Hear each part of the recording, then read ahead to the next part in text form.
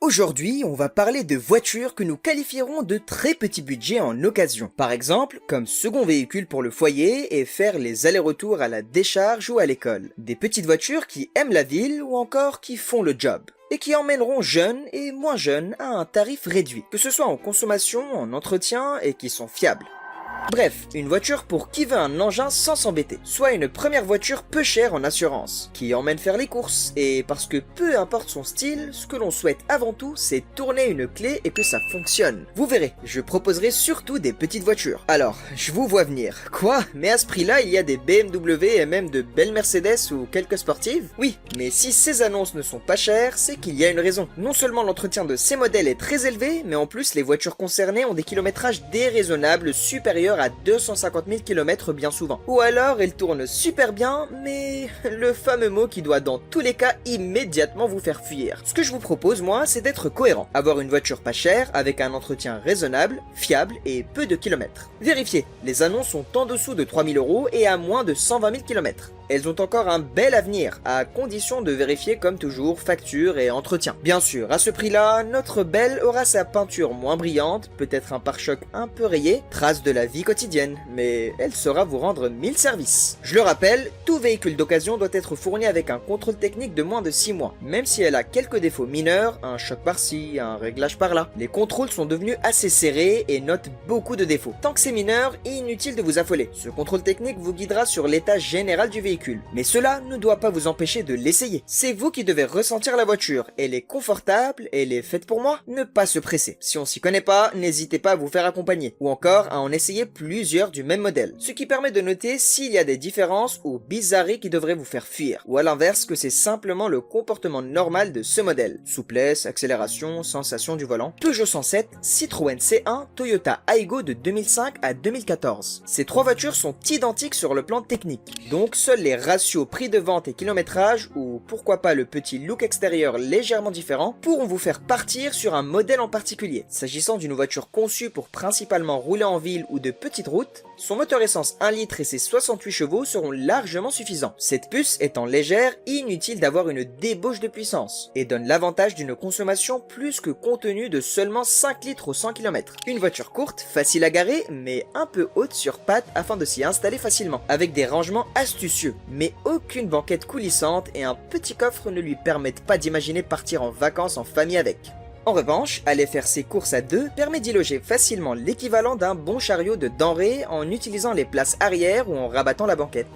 Une petite puce donc, avec peu d'appétit et qui sait amener à bon port sa mécanique solide et fiable en boîte manuelle, en font une idéale première voiture ou alors une petite sympathique pour qui ne veut pas être embêté et n'a pas besoin d'une grande auto. Renault Twingo 2 Essence. Cette deuxième version est portée par la plateforme de la Clio 2. Son comportement routier est donc plus sain, rigoureux et confortable, ce qui rassure. Même si la Twingo, première du nom, en donnait déjà beaucoup pour son argent. Un peu plus grande que le trio 107 C1 Aygo, on rentre dans ce que nous appelons les polyvalentes, qui savent tout faire, ou presque, tant que c'est raisonnable. Pour cette voiture, je vous propose deux moteurs qui lui conviennent, selon votre usage. Le 1,5 litre DCI de 85 chevaux, si vous roulez régulièrement plus de 15 minutes pour éviter son encrassement, en effectuant des trajets campagne-ville par exemple, ou le 1 litre 2 TCE de 100 chevaux en essence, qui mène très bien cette Twingo sur tout type d'usage, avec une consommation contenue sous les 6 litres 3 au 100 km. Notre ami est facile d'usage en ville, avec une direction assistée légère, pleine de petites astuces de rangement, une banquette coulissante à l'arrière et à l'accès facile. Elle offre donc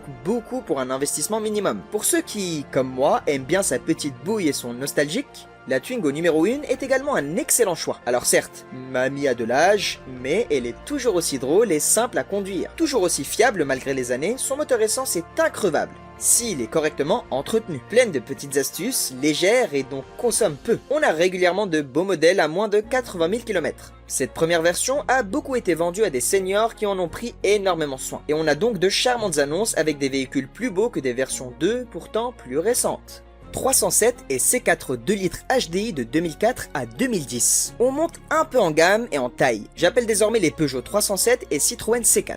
Deux cousines, même moteur, au couple généreux. Tout sera donc une histoire de goût. On retrouve la 307 en version normale et en version SW, plus longue à un break, mais qui lui va bien. Quelques annonces proposent ces modèles à moins de 100 000 km dans les deux versions en bon état. Vous pouvez aussi regarder du côté des Citroën C4, les suspensions de la Citroën rendent la voiture un peu plus confortable sur les grands trajets, mais par conséquent moins incisive que la 307. De plus, sa côte reste plus basse qu'une 307 équivalente en moyenne. Les versions avec les jantes de 17 pouces seront cependant moins confortables pour vos vertèbres. C'est un détail à prendre en considération. Le 2 litres HDI a de son côté prouvé sa robustesse de manière générale, et correctement entretenu, il continuera à vous proposer de vous mener où vous le souhaitez, sans rechigner. Fiat Panda 2 avec les moteurs 1 litre 2 essence ou 1 litre 4 diesel multijet. Voici une citadine convaincante et polyvalente. Les versions 4x4 permettent, comme la première du nom, à sortir des chemins gourdonnés et aiment faire plaisir à sortir des sentiers battus. Les deux motorisations citées ont l'avantage d'en donner pour son argent. Économique à l'usage, mais aussi avec suffisamment de pêche pour en profiter au volant. Certes, elle est rustique,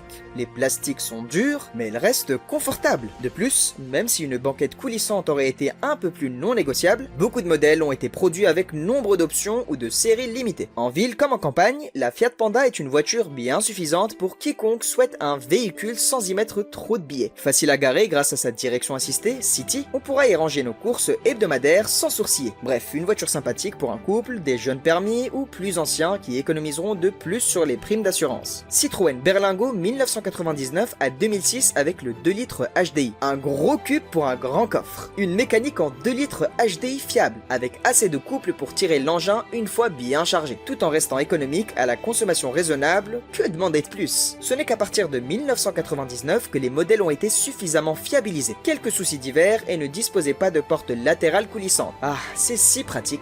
Restylé fin 2002, le restylage apporte un meilleur confort et plus d'équipement. N'hésitez pas à privilégier les modèles avec climatisation, car le volume du véhicule les rend plus difficiles à ventiler et à refroidir par forte chaleur ou encore à désembuer. Et voilà, vous avez maintenant quelques idées pour l'achat de véhicules à petit prix, qui rendront de bons services avec des coûts d'assurance et d'entretien maîtrisés.